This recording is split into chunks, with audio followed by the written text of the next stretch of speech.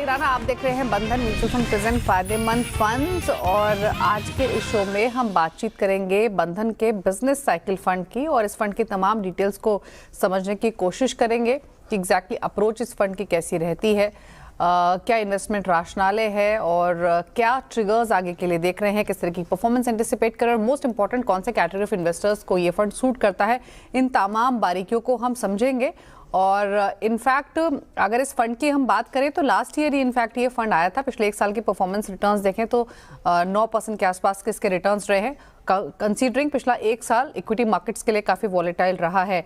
और इसी पर बातचीत करने के लिए हमारे साथ मिस्टर विशाल मौजूद हैं, वाइस प्रेसिडेंट इक्विटीज़ हैं बंधन एएमसी से। विशाल जी नमस्कार, स्वागत है आपका।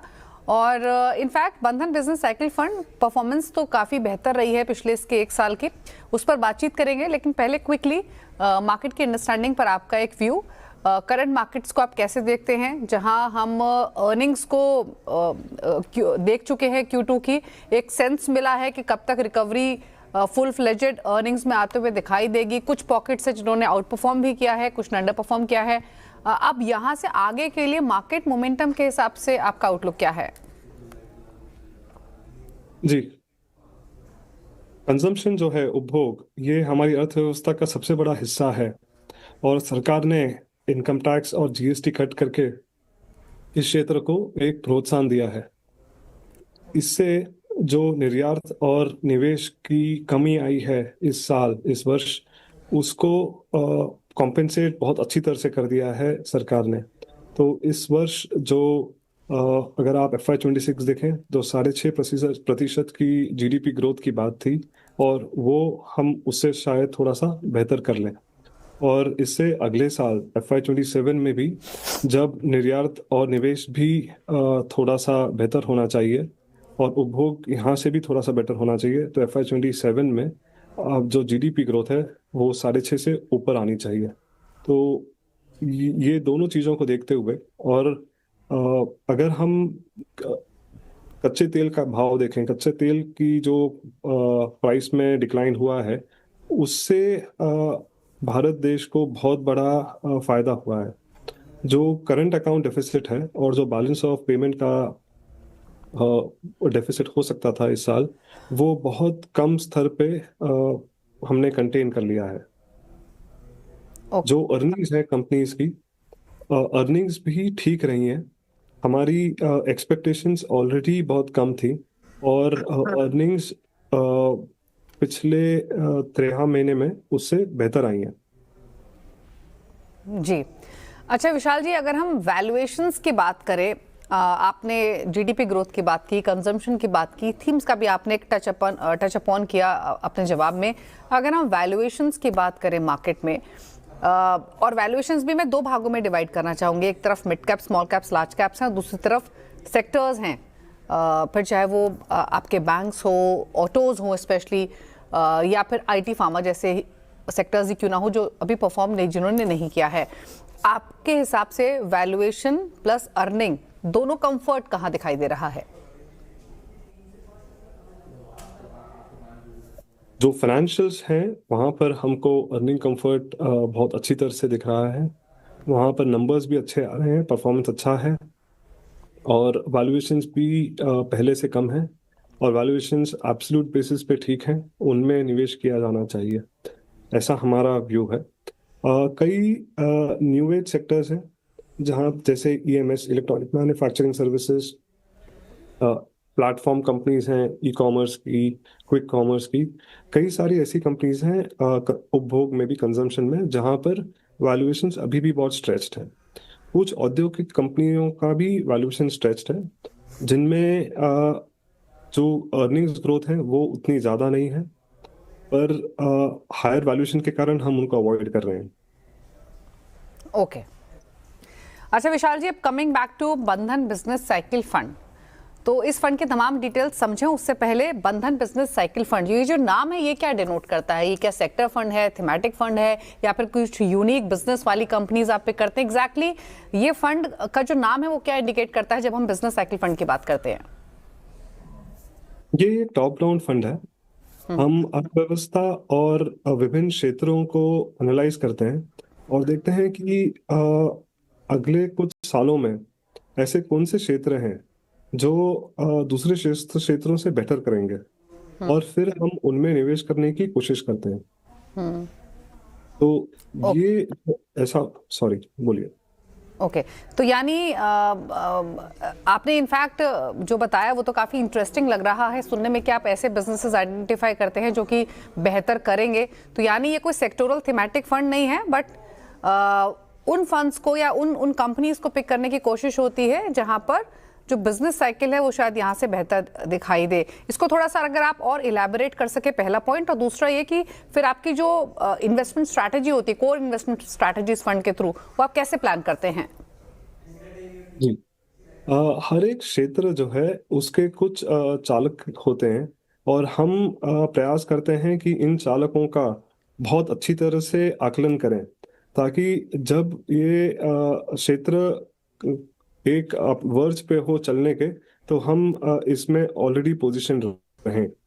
ये हम उससे हम ये सारे चालकों को बहुत अच्छी तरह से बहुत क्लोजली एनालाइज करते हैं, टू समझने के लिए कि कौन से सेक्टर्स में हमारे को इन्वेस्ट करना है। ओके। तो फिर अगर हम करंट कॉम्पोजिशन समझे इस फंड का, तो कौन से बिजनेसेस पर फिलहाल आप फोकस कर रहे हैं इस फंड के थ्रू? हम ये आज के दिन पे अगर आप देखें तो बहुत सारा हमारा ओवरवेट पोजीशन है इसमें, फाइनेंशियल्स पे, स्वास्थ्य सेवा पे, हेल्थ केयर पे, और औद्योगिक कंपनीज में। तथा हम अंडरवेट हैं उपभोग में। इनमें कुछ कंपनीज के स्टॉक्स बहुत अच्छे चले हैं पिछले कुछ महीनों में, तो अब हम उपभोग में अंडरवेट हैं ये फंड में। तो फिर आप जो सेक्टर्स हैं उनको कैसे आइडेंटिफाई करते हैं, कैसे सिलेक्ट करते हैं, और उन सेक्टर्स में भी जो कंपनीज का चुनाव होता है वो किस तरीके से किया जाता है? I am sure her sector में गुड बैड कंपनीज होती हैं, वैल्यूएशन, अर्निंग सबकी अलग अलग होती है, तो क्या पैरामीटर्स आपके रहते हैं? हम प्रयास करते हैं कि हर एक क्षेत्र के जो प्रमुख चालक हैं उनको हम बहुत क्लोजली ट्रैक कर लें, और फिर अगर हमको लग रहा है कि ये कुछ चालक हैं ये पर्टिकुलर क्षेत्र के जो बहुत अच्छा करेंगे अगले कुछ साल, तो हम ऐसी कंपनी ढूंढते हैं जिनको सबसे ज्यादा प्रभाव होगा ये चालकों का, और फिर हम उसका आकलन करते हैं। वो पर्टिकुलर पैरामीटर्स अगर मैं आपको गिनाऊं तो सबसे पहले हम देखते हैं कि अर्निंग्स ग्रोथ जो है वो कितनी सक्षम है, कितनी रेजिलिएंट है अगले कुछ सालों के लिए, और उसकी जो कंपनी की मैनेजमेंट है वो कितनी सक्षम है, उन्होंने पिछले कुछ सालों में जो कहा था उससे क्या किया है, वो निवेशकों का कैसे ध्यान रखते हैं, कुछ गलत निवेश तो नहीं करते हैं। और फिर लास्ट में हम देखते हैं वैल्यूएशंस। वैल्यूएशंस को इसके लिए लास्ट में देखते हैं कि अगर बिजनेस बहुत अच्छा है और अगर मैनेजमेंट बहुत अच्छी है, तो अगर वैल्यूएशन थोड़ा ज़्यादा है तो भी हम उसको हमारे निवेश के यूनिवर्स में रखते हैं, और हम वो एक सही समय पर उसमें निवेश कर देते हैं। लेकिन अगर वैल्यूएशंस कम है लेकिन अगर बिजनेस ग्रोथ अच्छी नहीं है या मैनेजमेंट में कुछ कमी है, तो फिर वो कंपनी लंबे समय में बहुत अच्छा परफॉर्म नहीं करती है, ऐसा हमने देखा है। ओके। अच्छा, बैंक्स और फाइनेंशियल्स की बात करें विशाल जी, तो अभी करंट जो टोटल परसेंटेज टर्म्स में एक्सपोजर है वो सबसे ज्यादा है क्या बैंक्स फाइनेंशियल्स में भी? और जब हम बैंक्स फाइनेंशियल्स की बात करते हैं तो मान के चले कि बड़े बैंक्स हो या बड़े एनबीएफसीज हो, उनके साथ कॉम्पोजिशन रखा गया है? जी, हमारा सबसे बड़ा क्षेत्र है फाइनेंशियल्स, जिसमें हमने निवेश किया है। हमारे फंड में बहुत अधिक एक्सपोजर है ये क्षेत्र। हम इसमें हमारे पास में बड़ी कंपनीज भी हैं और इसमें छोटी कंपनीज भी हैं। कई सारी छोटी कंपनीज इसके लिए हैं क्योंकि कुछ कंपनियों को बहुत ज़्यादा गिरा दिया गया था, और वो इसके लिए था, जैसे माइक्रो फाइनेंस है वहाँ पर थोड़ा सा पेन था, बीच में कैपिटल मार्केट कंपनीज में भी थोड़ा सा पेन था, तो हम ने ये कंपनी से भी निवेश किया है।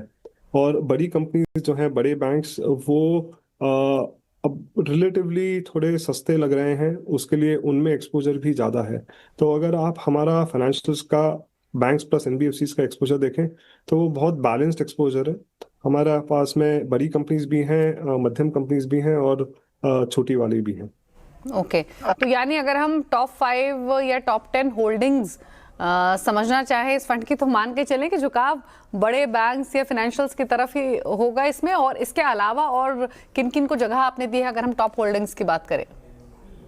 अगर आप टॉप 5-10 होल्डिंग्स देखें तो मैं नाम नहीं ले पाऊंगा, बट ये ज़्यादातर बड़ी कंपनीज ही हैं, बड़ी और मध्यम स्तर की कंपनीज हैं जिनमें जो हमारी टॉप 10 होल्डिंग्स हैं, और टॉप 5 भी उन्हीं में है।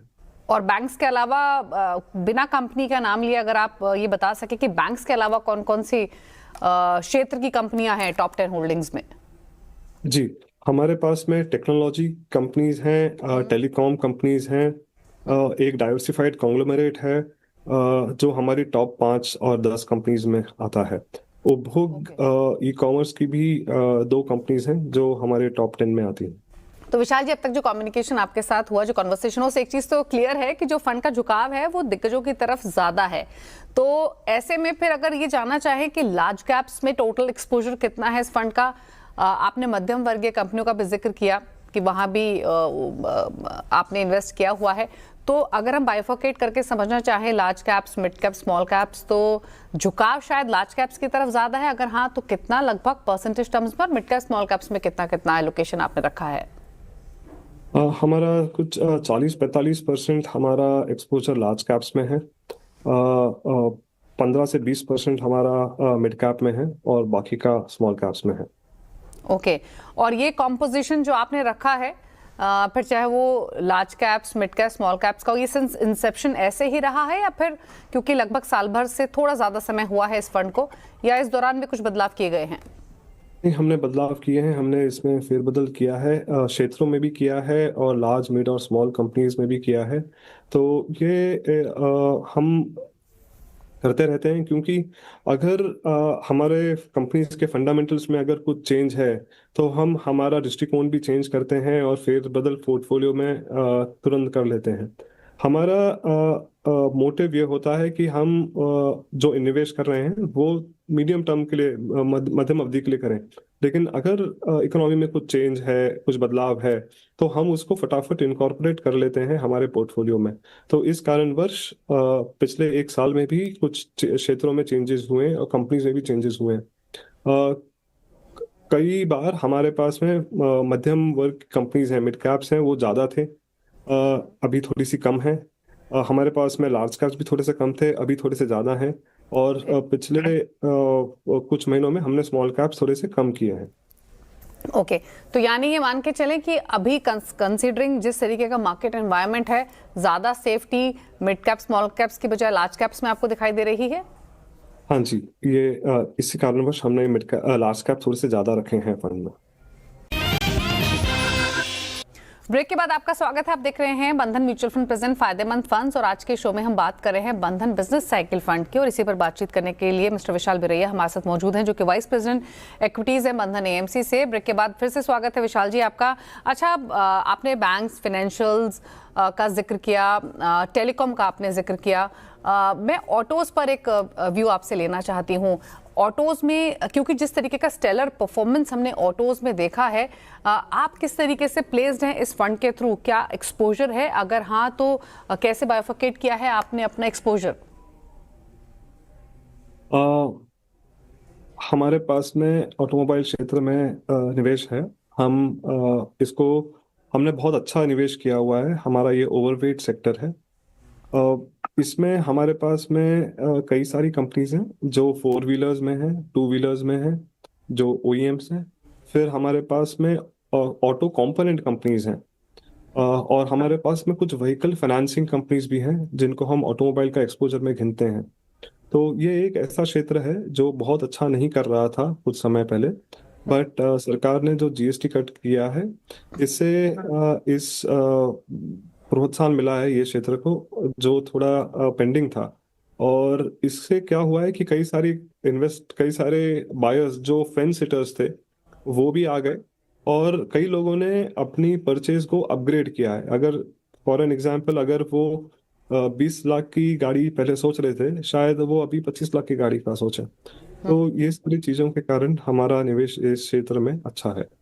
अच्छा, और एक फॉलोअप आपके इस जवाब पर, ऑटोज पर, फोर व्हीलर्स हो या टू व्हीलर्स हो, जिस तरीके का रन अप देखने को मिला है वो कमेंडेबल रहा है। वैल्यूएशन कंफर्ट अभी भी दिखाई दे रहा है क्या इनमें?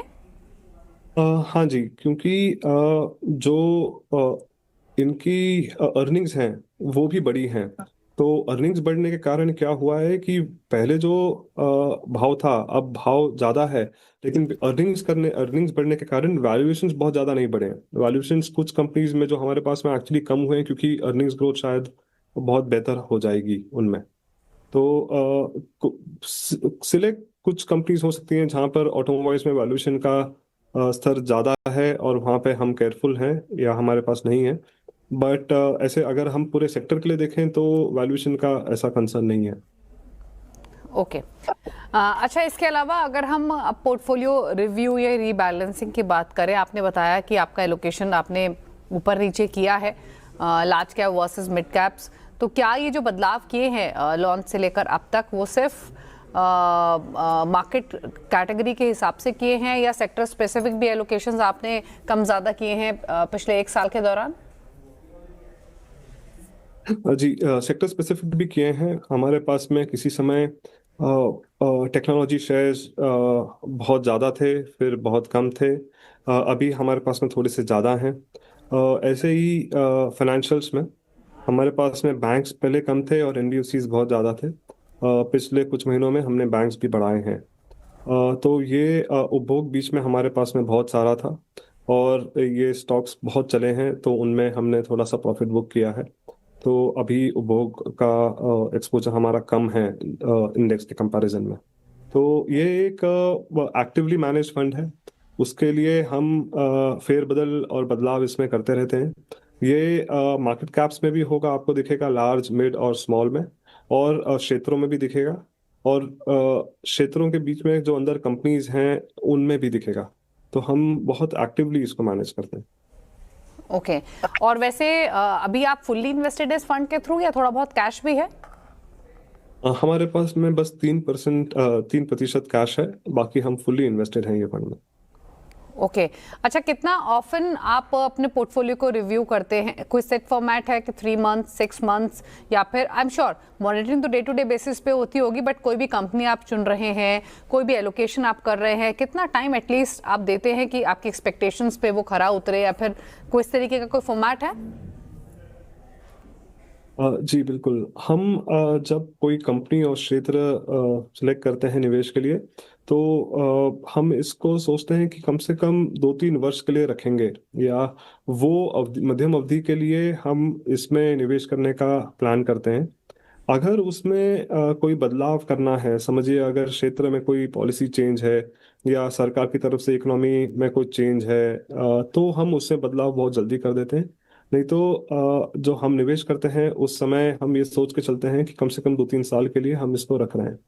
अगर स्टॉक परफॉर्म नहीं कर रहा है, लेकिन स्टॉक प्राइस परफॉर्म नहीं कर रही है, लेकिन उसकी अर्निंग्स आ रही हैं, कंपनी के फंडामेंटल्स इंप्रूव होते जा रहे हैं, तो हम ज़रूर रुकेंगे वो स्टॉक प्राइस में रिफ्लेक्ट होने तक। लेकिन अगर फंडामेंटल्स में कुछ चेंज है तो फिर हम ज़्यादा नहीं रुकेंगे, फिर हम जल्दी बदलाव कर देंगे। तो इसका डिटरमिनिंग फैक्टर स्टॉक प्राइस नहीं है, किसी कंपनी का निवेश करना या निकालने में।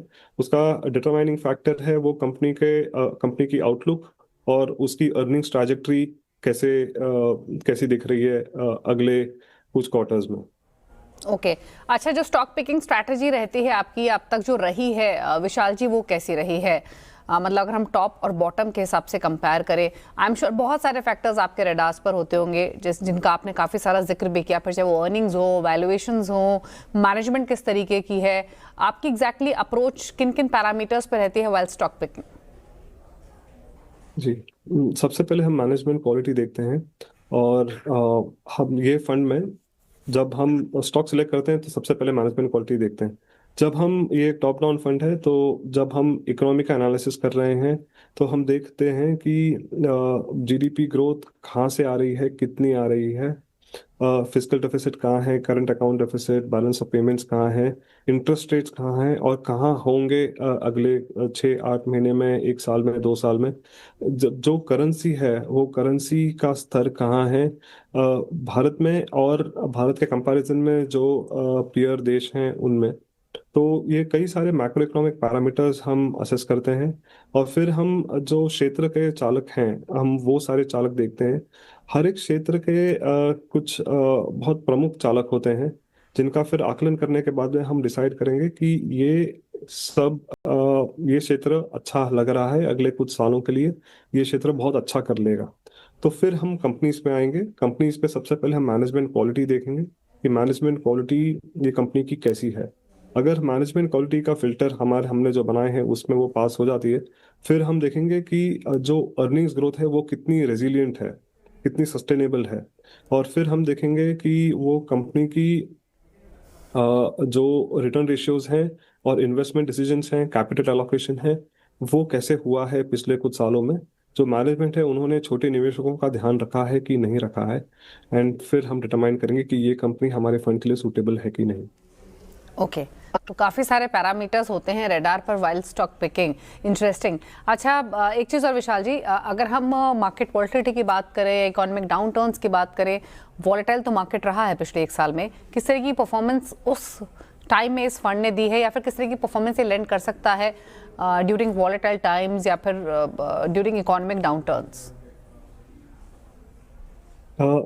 ये एक डाइवर्सिफाइड फंड है, तो इसके लिए हम इसमें कई सारे सेक्टर्स रखते हैं। तो इकोनॉमिक डाउनटर्न्स के टाइम पे ये फंड थोड़ा सा डिफेंसिव हो जाता है और हम ये फंड में 20% नकदी तक जा सकते हैं।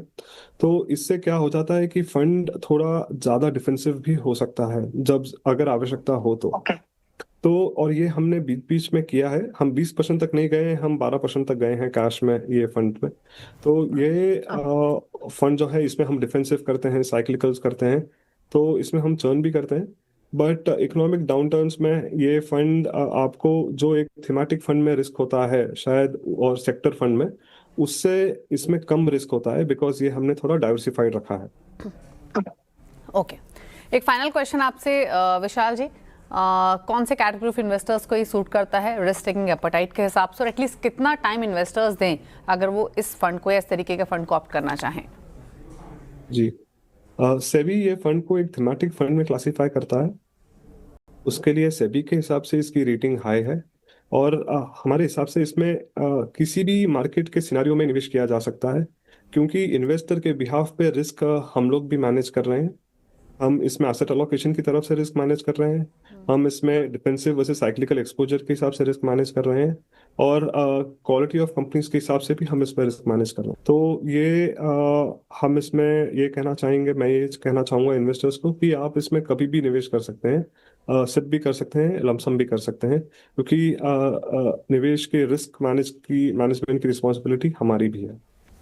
ओके, चलिए शुक्रिया विशाल जी आने के लिए शो में और इस फंड की तमाम बारीकियां हमारे व्यूअर्स के साथ समझाने के लिए। इस तरीके की डिस्कशन से क्लैरिटी इन्वेस्टर को मिलती है कि क्या अप्रोच उनकी उस रिस्पेक्टिव फंड को लेकर होनी चाहिए या फिर बाकी फंड्स को लेकर भी। आप कोई भी फंड चुने उससे पहले तमाम डिटेल्स को समझना बहुत जरूरी है और यही कोशिश हम इस शो के जरिए करते हैं। थैंक यू विशाल जी तमाम बारीकियां इस फंड से जुड़ी बताने के लिए। तो हम बात कर रहे थे बंधन के बिजनेस साइकिल फंड की।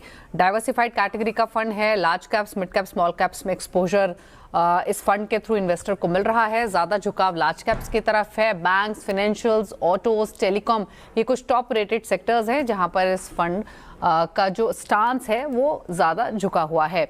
चलिए इसी के साथ इस खास शो में तो इतना ही। ब्रेक के उस पार भी खबरें जारी है CNBC आवाज़ पर। नमस्कार।